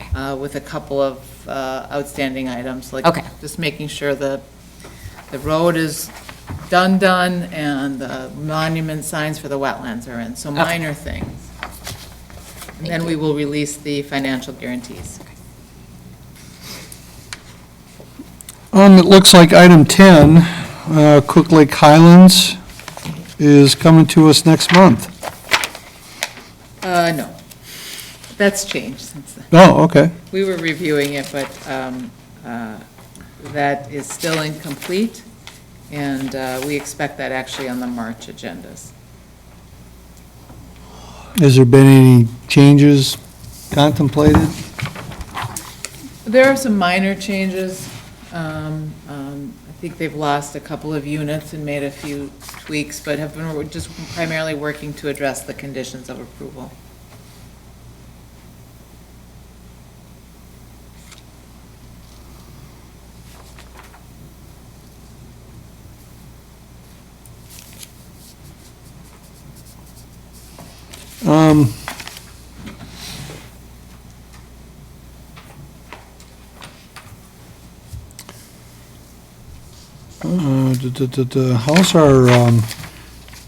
How's our next door neighbor doing with their development plans? You will see next month the landscape variance that we talked about for St. Therese. So Mhm. that will be on your next agenda. Okay. Maybe the only thing on your next agenda unless we bring back the MS4. Okay, anybody else? All right, let's move on then to 7B, the city council report. Councilmember Nichols, floor is yours, sir. In my review of the list, it seems like most of the topics are administrative in nature and didn't necessarily directly concern the planning commission. The only one that I wanted to comment on was there is a note here on a cost share agreement with St. Therese on some stormwater design charges, just to identify the scope there. So there are adjacent parcels, some owned by the city, the other owned by St. Therese, and rather than independently trying to coordinate stormwater design and then harmonize them between the two parcels, we're pooling our resources to design for the overall site together and split the cost. It's not that we will split the cost of the actual execution of the design, but just paying for the design itself. And if there are any other questions or things you'd like me to elaborate on. Well, now this, I know, as long as we're just talking about signs and design and everything else, there's a co-op sign agreement or requirement for St. Therese in the city. Has that been resolved yet, or? We haven't discussed that further. No. Okay. I'm guessing that'll probably come up when they.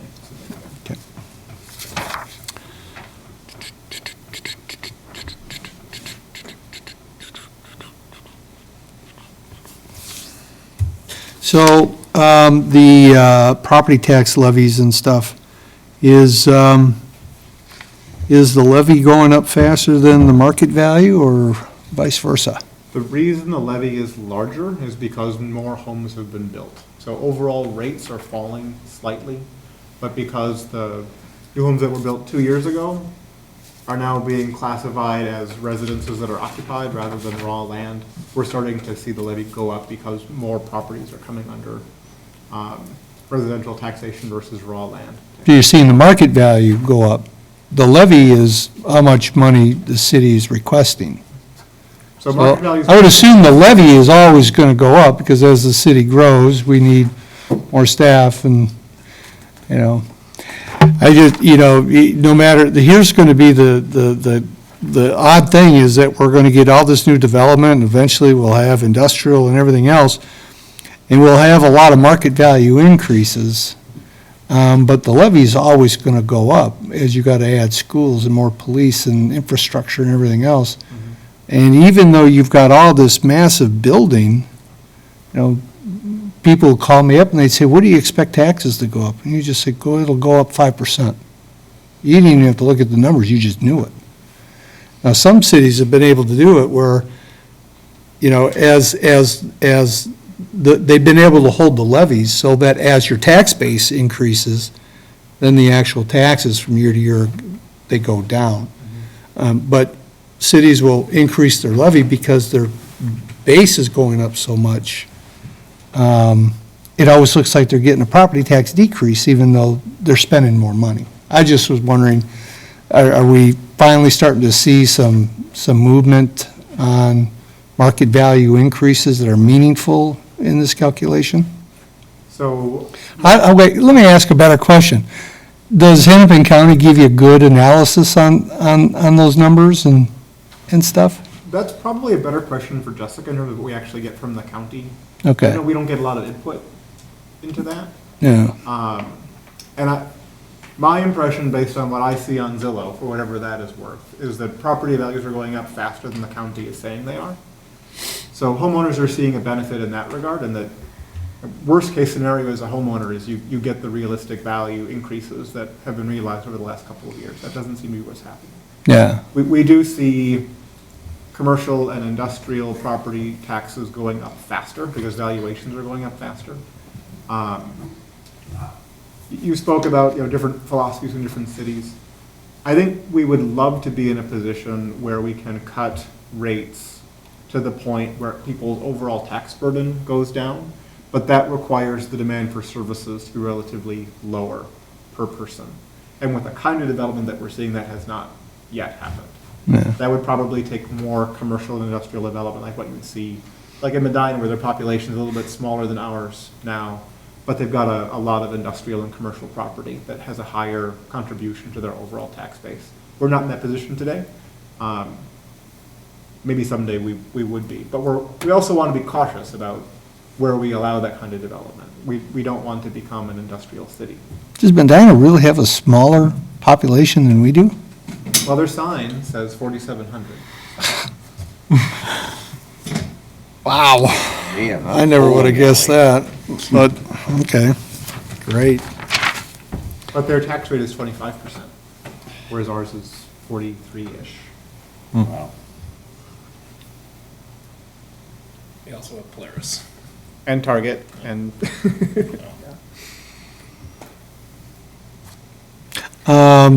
Any progress on our new city administrator? Any, speak to that. I mean, is there a market of candidates out there? I know that some of this stuff can be sensitive, but, We'll find that out soon. We'll be officially, I think, approving the job posting on the 13th. And I think the timeline is into March when we fully get a handle on the number of at least finalists or semifinalists that we're seriously looking at. And hopefully by April, we've made the selection. Initial word that we've gotten is that there's going to be some good interest, so. oh, good, Could I ask a question? sure. So I know now, and I'm embarrassed to say I don't recall her name. I'm getting old and I forget names sometimes. Who's the acting city manager now? Jessica. Jessica, thank you. Has Jessica applied for the position? She's indicated that she's going to. I It- don't think technically that happened yet. If she does, I know a lot of municipalities will give preference to an internal candidate. And I guess just as a citizen here, I would urge the council to do that. You know, she has shown that she's committed to this city. She's done a good job and she's already doing the job. So just, just my 2 cents. If she does apply, I know I would support her, but I would also recommend maybe adding a few preference points to that evaluation. Appreciate it. Thank you. Okay, anything else? All right, well, thank you very much for the always insightful report. Okay, right now, item 7C, other business. Mr. Chair, if I could add a couple of things. One, we need to go through the process of appointing a chair and vice chair. We do not have to do that tonight. I'm just going to warn you that that will be something that we're going to add to We're the gonna put on the February agenda. February agenda. So just want that to be on our radar. And then second, we do have the Northeast District Plan and Design Guidelines.